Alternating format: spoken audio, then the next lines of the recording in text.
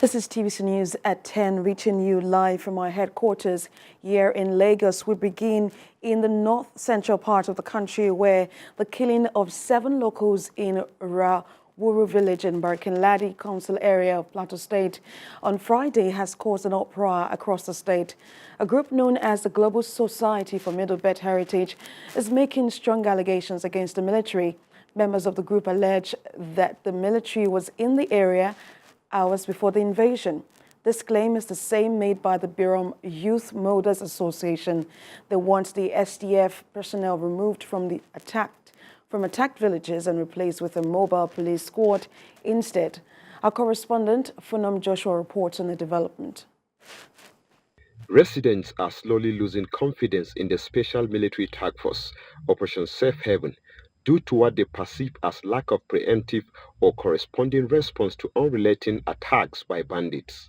A group, the Global Society for Middle Belt Heritage, is calling out the military, asserting that the communities no longer trust the operatives of the special task force deployed in the area. They accuse operatives of the special task force Operation Safe Haven of conniving with attackers to wreak havoc on innocent villagers on the plateau. The group claims that between the months of May to date, 276 locals were killed in Mangu, Barkin Ladi and Berom local council areas following militia gunmen attacks that continued unabated. Rawuru, the area attacked midnight on Friday, shares a boundary with Kantoma village, one of the communities ransacked by gunmen in the Mangu midnight invasion that left scores dead last May. On the 5th June 2023, the Fulani destroyed a local's farm in Shimilang. 2 STF helos, C7 and S5 belonging to STF, moved the cattle by Sector 8 while at Mangu police station. One Buhari Seidu, who was accused as the suspect that killed the Dogari Wedley, was apprehended by the VGN commander of Mangu district with an AK-47 loaded with ammunition.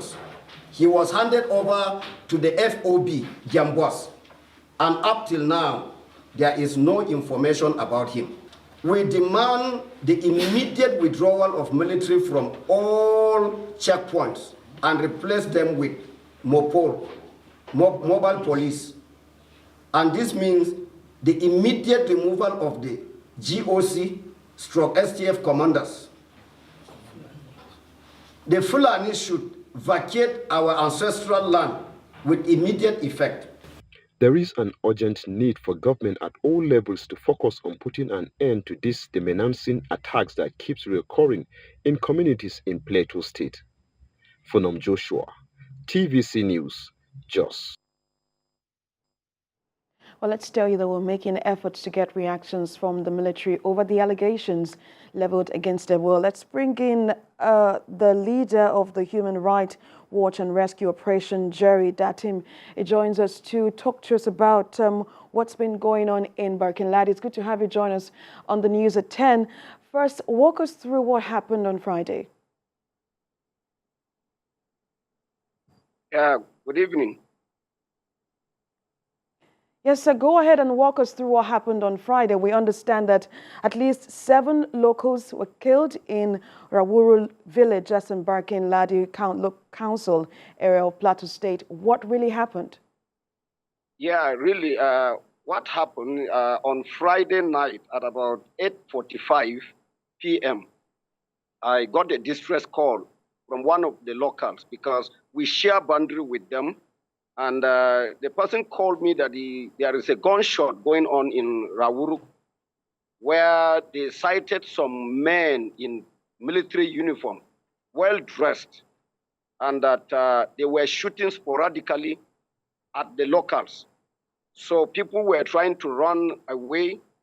A family was raided. 5 of them in the same family were killed. Unknowingly to them, that was yesterday morning. They were mourning the 5 people. Little did they know that there were other 4 dead bodies in the bush. They ran with gunshots, and unfortunately, they died in the process. So the dead bodies were recovered, making 9, not 7 again. So that was what actually happened. So immediately I called on the police, and then they went to the scene, and really they discovered that there was an attack. Up till now, nobody have been apprehended on that issue. But you're demanding that the SDF personnel be removed from attacked villages, and you're also demanding that they be replaced by the mobile police squad. What do you think they will be doing differently? Yeah, you see, what we don't like with the military is that when you call them and you inform them of an attack or anything to do with killings, both sides, whether on the Fulani side or on the indigenous side, they don't respond. They will tell you they have not given them order to do anything. So they will not even leave their duty post. But for the Mopols, what makes them different from the military, they don't wait for order because they know what sent them out of their barrack. So they will do as it is said. They will listen and act immediately. Whosoever called them. Like yesterday night, let me just give you an example of yesterday night in Boy, in one of our villages in Mongo local government. Around 12 a.m., one of the pastors, the local pastor, called me. I was perplexed. I said, what is happening? He said, Boy is under attack. Immediately, I called the area commander. Before you said 5 minutes, he has already sent his men there. The area commander is in Panshin, and look at Mongo. Immediately, he walked the DPO, and they sent 3 hillocks in Boy immediately. But the military cannot do that. That is why we said, let them leave the internal security to the police and the Mopols. Let them equip them. Why the military came into being is because the police are underfunded. They should equip them with smoke, we call it tear gas, and then enough ammunition. Then they will take care of the internal security. That is our argument. The military are not doing their best at all. I would like to ask you, have you submitted reports or related this complaint to the authorities in the military? Perhaps they could do something to this menace. Yeah, to be frank, and I must be sincere, everybody is hearing me. We've been in a closed-door meeting with the GOC. He's a nice man. He gave us an audience. But the complaint laid down, and he promised he was going to act on it. He didn't act on it. There is one thing. You give me an assignment, then you should be able to be supervising me. Take me by surprise and see how I'm performing. That one is not done. You will send your boys to the field, and you don't take records of what is happening. You don't listen to people's complaint. They cannot act. You understand? I've just asked a question. I asked somebody of recent. I said, can you tell me since 2001 to date, the number of casualties that these people have incurred to this time? Go to Maiduguri, find out a lot of military killed because there is no proper supervision from the top. That is why the boys are there on the field. They are there to make their money. A private soldier, you will see him driving a very big car, jeep of 5-6 million. And a civil servant, for that matter, is on salary. How much is his allowance that can enable him to buy this thing? They are colluding with these perpetrators. Mr. Datim, I'm not saying only to the Fulanis. Mr. Datim, I'd like to ask you, in May we mourned about at least 100 lives from following the attack in Mongo local council area. This is an age-long crisis. I want to ask you, are there solutions you would prefer, and is there a way to broker peace between you and the settlers? Very well. I'm a peacemaker.